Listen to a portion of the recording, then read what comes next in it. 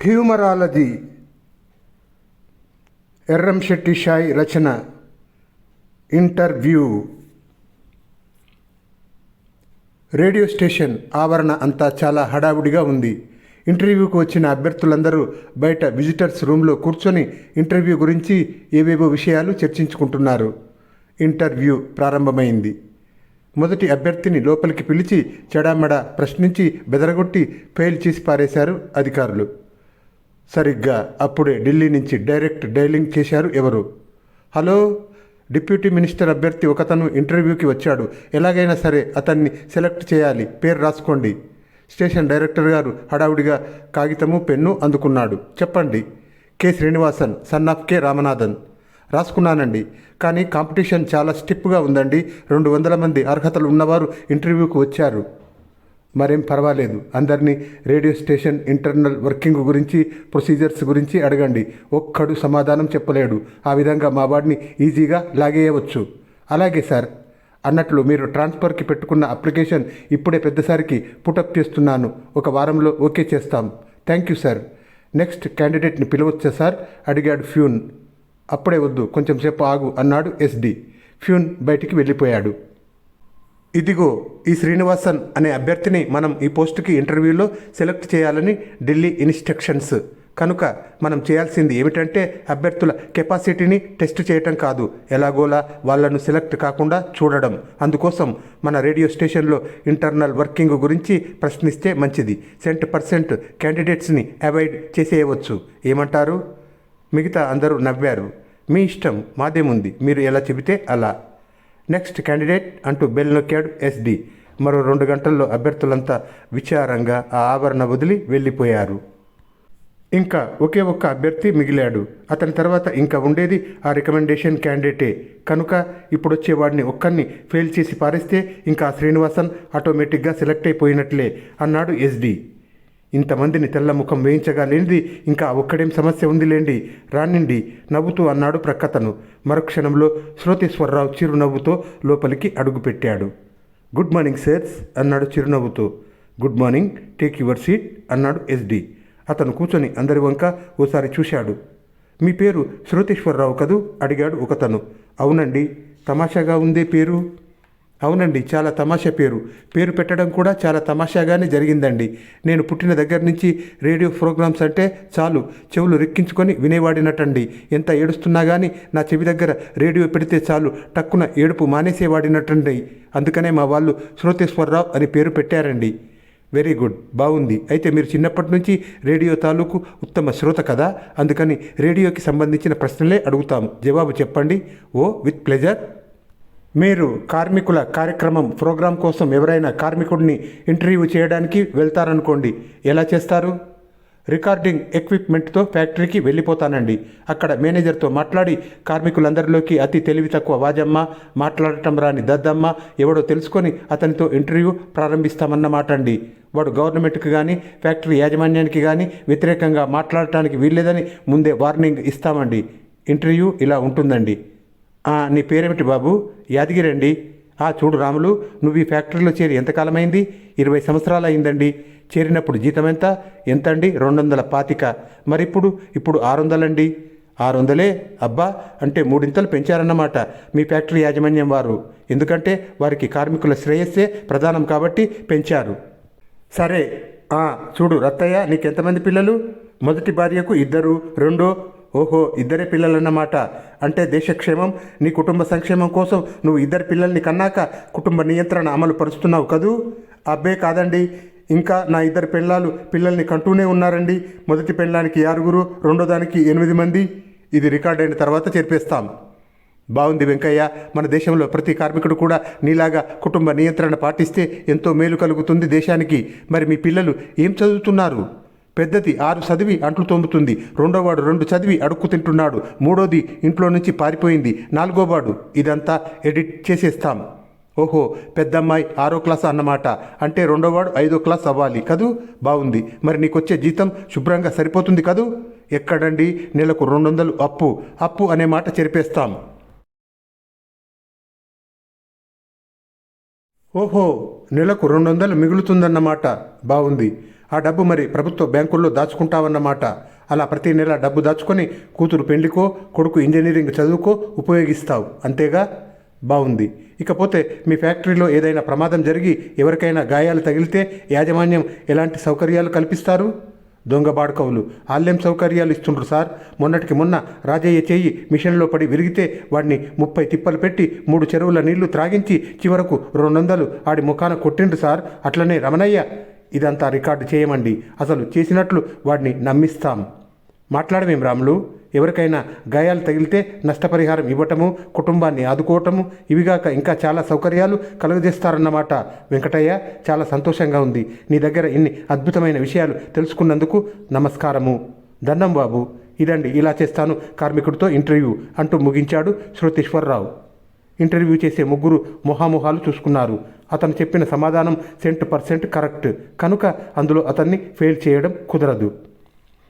Mister శ్రోతేశ్వరరావు, బలహీన వర్గం తాలూకు వ్యక్తిని ఇంటర్వ్యూ చేయాలి. ఎలా చేస్తావు? శ్రోతేశ్వరరావు చిరునవ్వు నవ్వాడు. అబ్బా, చాలా ఈజీ క్వశ్చన్ సార్. నాకు ఇది నిజంగా బై హార్ట్ అయిపోయింది. ఇదిగో ఇలా ఉంటుందండి నా ఇంటర్వ్యూ. నీ పేరేంటమ్మా? ఈరమ్మండి. చూడు ఈరమ్మ, నీకు పెళ్ళయిందా? అదేటి బాబు, 4 పిల్లలు. అలాగా. నీ భర్త ఏం చేస్తుంటాడు? కళ్ళు గిత్తూ ఉంటాడండి. ఓహో, నీరా కార్మికుడన్నమాట. చూడు ఈరమ్మ, మీ ఇంటి ముందు కోళ్ళు ఉన్నట్టున్నాయి. అవి ఎక్కడివి? ఆ లెవెల్లో బ్యాంకులట బాబు. కోళ్ళు పెంచడానికి 200 అప్పు. ఓహో, గ్రామీణ బ్యాంకు వాళ్ళు మీకు పౌల్ట్రీ ఫారం ఏర్పాటు చేసుకోవడానికి గాను పెద్ద ఎత్తున ఆర్థిక సహాయం చేశారన్నమాట. మరి ఈ కోళ్ళ ఫారం వల్ల మీకెంత ఆదాయం వస్తుంది? ఏడబాబు, ఆ 8 కోళ్ళల్లో 6 పుంజులే తగలడ్డాయి. ఇక గుడ్లు ఏడకెళ్ళి వస్తాయి. ఓహో, కోళ్ళను పెంచి పెద్ద చేసి అమ్మే పద్ధతి వల్ల ఇంకా బాగా లాభాలు వస్తున్నాయన్నమాట. మరి మీ పిల్లలేం చదువుతున్నారు ఈరమ్మ? చదువులేటండి. పెద్దది గుడ్లు కాస్తుంది, 2వ వాడు ఆయనతో పాటు కళ్ళు తీయడానికి వెళ్తాడు, 3వది పేడ ఏరుకొచ్చి పిడికలు చేస్తుంది, 4వది. ఇదంతా రికార్డు అవ్వదులేండి, అయినా చెరిపేస్తాం. అయినా మాకు చదువులేటండి. అదే అడుగుతున్నా. అయితే అందరూ ప్రభుత్వ హాస్టల్స్లో ఉంటూ పాఠశాలల్లో ఉచిత విద్యను చక్కగా అభ్యసిస్తున్నారన్నమాట. మరి వాళ్ళందరికీ ఉచిత పాఠ్యపుస్తకాలు, నోట్ పుస్తకాలు, స్కాలర్షిప్లు ఇస్తున్నారు కదూ. చదివే లేదంటే అలా అంటారేటి బాబు? ఇది కూడా రికార్డు అవ్వదు. మీరుంటున్న ఇల్లు బాగుంది ఈరమ్మ. ఇది బలహీన వర్గాల కోసం ప్రభుత్వం ఉచితంగా 6 నెలల క్రితం కట్టించిన కాలనీలోని ఇల్లే కదూ. ప్రభుత్వం కట్టించింది 2వ రోజే కూలిపోయినది బాబు. మా డబ్బుతో కష్టం చేసి మేమే కట్టుకున్నాం. మళ్ళీ ఈ సమాధానము చెరిపేస్తాం. అక్కడ మేస్తున్న ఆవులు ఎవరివి? మీవేనా? ప్రభుత్వ బ్యాంకులు ఇచ్చిన రుణాలతోనే కొన్నారు కదా వాటిని. అవి ఆవులు కాదు బాబు, ఎద్దులు. అవి ఎవరివి కావు, ఊరెమ్మట తిరిగే ఎద్దులు. ఇది కూడా చెరిపేస్తాం. మరి నువ్వు కూడా ఏదైనా పని చేస్తుంటావా ఈరమ్మ? పొద్దుటేళ్ల నుంచి సాయంత్రం వరకు ఆ కొండల్లో తిరిగి కట్టెలు ఏరుకొత్తానండి. మరి సాయంత్రం ఏం చేస్తారు?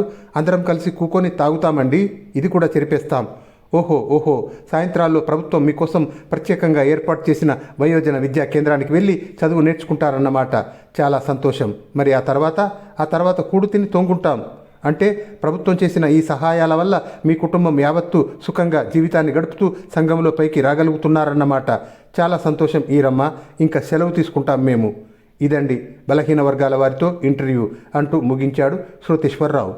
మళ్ళీ ఇంటర్వ్యూలోని బోర్డు వాళ్ళు ముగ్గురు ముఖాముఖాలు చూసుకున్నారు. నిజంగానే ఆ సమాధానం చూస్తే బై హార్ట్ చేసినట్లే ఉంది. ఇంకా ఇంటర్వ్యూల గురించి ప్రశ్నించి లాభం లేదు అన్నాడు SD పక్కనున్నతనితో. అది సరే, శ్రోతల ఉత్తరాలకు జవాబుల కార్యక్రమాలు ఎలా నిర్వహిస్తావో చెప్పు చూద్దాం. అవును, ఇష్టం వచ్చినట్లు వేరు ప్రోగ్రాంల గురించి అడిగేద్దాం అన్నాడు పక్కనున్నతను. అలా అడిగి కన్ఫ్యూజ్ చేసేయవచ్చు. శ్రోతల ఉత్తరాలకు, ప్రోగ్రామ్స్ని, మనని తిడుతూ విమర్శిస్తూ వచ్చే ఉత్తరాలను ముందే వేరు చేసి చింపి అవతల పారేస్తామండి.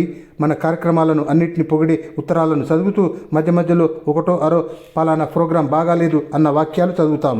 ఒకవేళ ఉత్తరాలన్నీ కూడా తిడుతూ వస్తే ఎప్పుడు అవే కదండి ఎక్కువ వచ్చేది. అలాంటప్పుడు జనరంజని పద్ధతి అవలంబిస్తామండి. జనరంజని పద్ధతి ఏమిటి?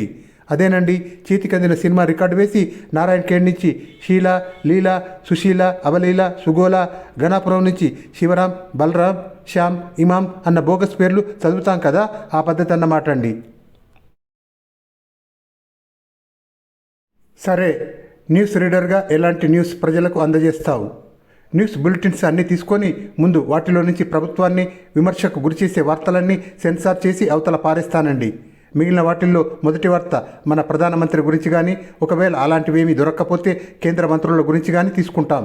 లేదా ఇందిరాగాంధీ ఫ్యామిలీ గొప్పతనం గురించి ఇంకో వార్త. ఆ తర్వాత బలహీన బడుగు హరిజన వర్గాల ప్రజలకు ప్రభుత్వం తలపెట్టిన కొత్త సౌకర్యాల గురించి కానీ లేదా అదివరకటి విషయాలే పునరుద్ఘాటించడం కానీ చేస్తాం.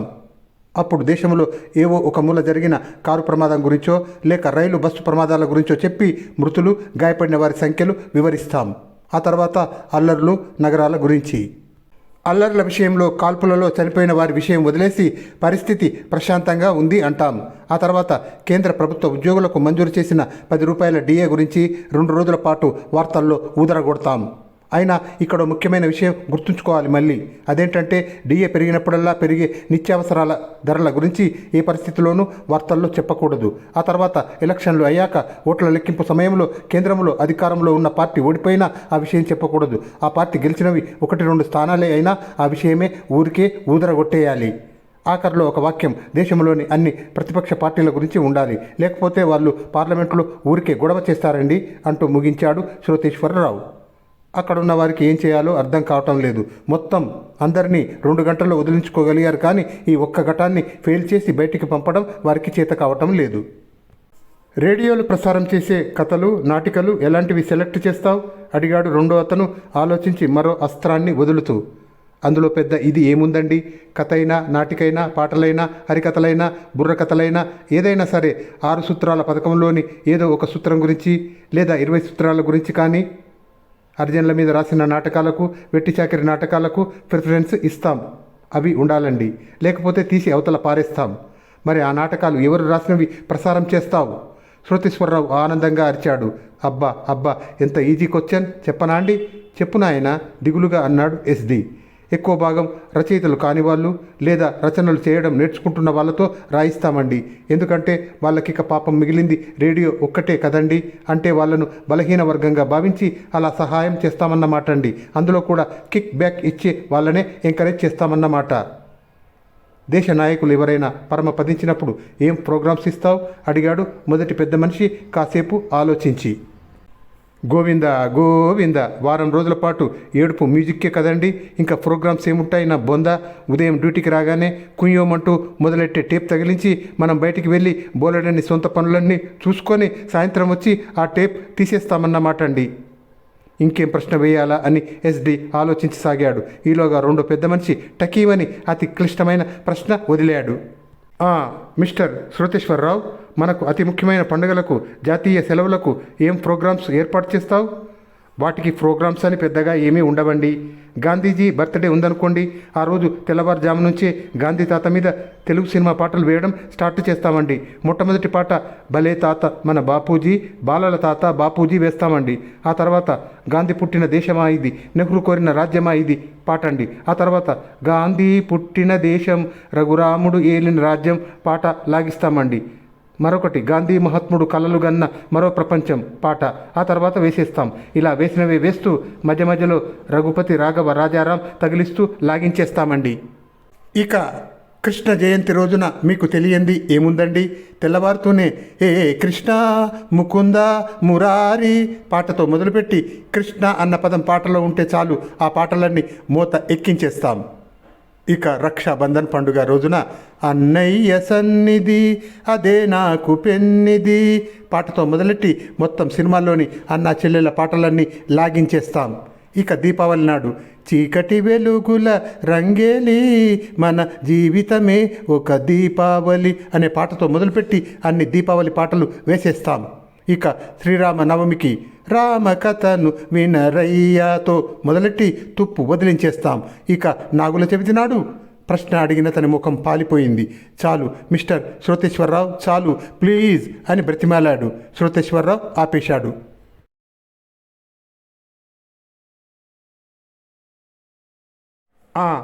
ఈ ప్రశ్నకు సమాధానం చెప్పు చూద్దాం. చాలా టఫ్ క్వశ్చన్.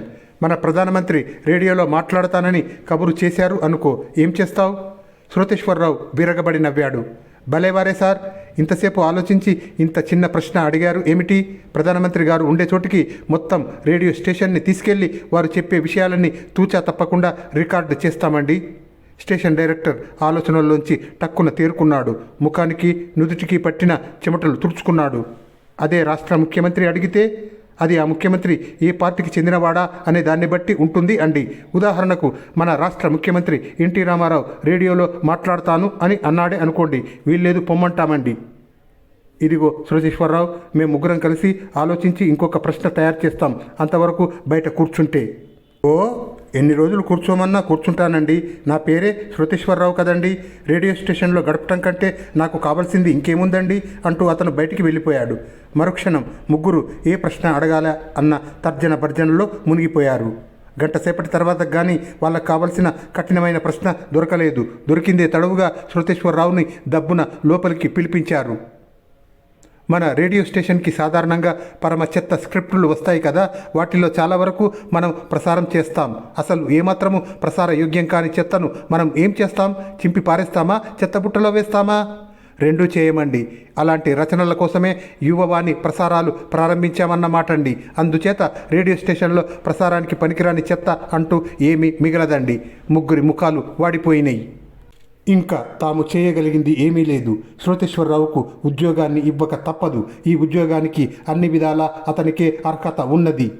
ఓకే మిస్టర్ శృతేశ్వరరావు, ఈ ఉద్యోగాన్ని సంపాదించుకున్నావు, కంగ్రాచ్యులేషన్స్ అన్నాడు station director. Thank you sir, వినయంగా అన్నాడు శృతేశ్వరరావు. సరే, ఇవన్నీ బాగానే ఉన్నాయి. పర్సనల్గా ఇంకొక విషయం తెలుసుకోవాలని ఉందోయ్ అన్నాడు స్టేషన్ డైరెక్టర్. తప్పకుండా తెలుసుకోండి సార్. నీ పెర్ఫార్మెన్సు, నీ ప్రోగ్రామ్సు క్వాలిటీ పరమ ఘోరంగా ఉంటుందని స్టేషన్ డైరెక్టర్ మెమో ఇచ్చాడనుకో, అప్పుడు ఏం చేస్తావు? శృతేశ్వరరావు పొట్ట చేతితో పట్టుకొని టేబుల్ కింద నేల మీద పడి విరగబడి నవ్వాడు. అరే, ఏమిటలా నవ్వుతావు? ఆశ్చర్యంగా అడిగారు అందరూ కిందికి వంగి చూస్తూ. లేకపోతే ఏం ప్రశ్న సార్ అది? అలా జరగటం ఇంపాసిబుల్. నా పెర్ఫార్మెన్స్, ప్రోగ్రామ్స్ క్వాలిటీ చెత్తగా ఉండటమా? నెవర్. అంటే రేడియోలో అన్ని అద్భుతమైన ప్రోగ్రామ్సే ఉంటాయని నీ అభిప్రాయం, అంతేనా? అయ్యో, అది కాదు సార్, అది ఎలాగూ చెత్త క్వాలిటీయే. నేను అనేది అది కాదు. ఆ విషయం స్టేషన్ డైరెక్టర్ తెలుసుకోవడం గురించి. ఆయనకెలా తెలుస్తుంది ఆ విషయం? అదేమిటి, ఎందుకు తెలియదు?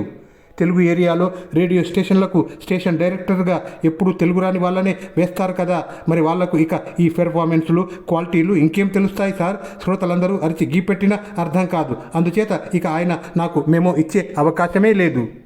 సరే, ఇంకా మీరు వెళ్ళవచ్చు అన్నాడు స్టేషన్ డైరెక్టర్ ఒరియాలో పొరపాటున. శృతేశ్వరరావు వెళ్ళిపోగానే ఆయన ఫోన్ అందుకున్నాడు. హలో, ఢిల్లీయేనా? Hello sir, I am really sorry. ఎంత ప్రయత్నించినా మీ క్యాండిడేట్ శ్రీనివాసన్ని సెలెక్ట్ చేయడం కుదరలేదు. మరో అవకాశం వచ్చినప్పుడు తప్పక. అవసరం లేదులేండి, ఇక్కడే ఢిల్లీ రేడియో స్టేషన్లో తెలుగు న్యూస్ రీడర్ వేకెన్సీ ఒకటి వచ్చింది. దానికి సెలెక్ట్ చేసేస్తాం అతన్ని. అదేమిటండి, అతనికి తెలుగు అస్సలు రాదు కదా? మరి అలాంటి వ్యక్తి తెలుగు ఏరియా రేడియో స్టేషన్లలోనే ఉంటే బాగుంటుంది. ప్రస్తుతం అక్కడికంటే ఇక్కడ ఉంటే ఇంకా మంచిదిలేండి. రోజు తెలుగు న్యూస్ చదివితే ఓ సంవత్సరంలో తెలుగు నేర్చుకోవచ్చు కదా. అఫ్కోర్స్, తెలుగు నేర్చుకోవాలనుకునే ఇతర భాషల వాళ్ళకి Delhi Telugu news reader post కంటే మరో గొప్ప అవకాశం దొరకదులేండి. అన్నట్లు చెప్పడం మర్చిపోయాను, మీ ట్రాన్స్ఫర్కి మినిస్టర్ గారు ఒప్పుకోలేదు. రిగ్రెట్ అని రాశాడు ఇంతకుముందే. ఉంటా. స్టేషన్ డైరెక్టర్ చేతిలో నుంచి రిసీవర్ పడిపోయింది. ఆయన టేబుల్ మీద ఉన్న ట్రాన్సిస్టర్లో నుంచి అన్నయ్య సన్నిధి అదే నాకు పెన్నిది అన్న పాట హాయిగా వినబడుతున్నది. ఆ రోజు రక్షాబంధన్ పండుగ.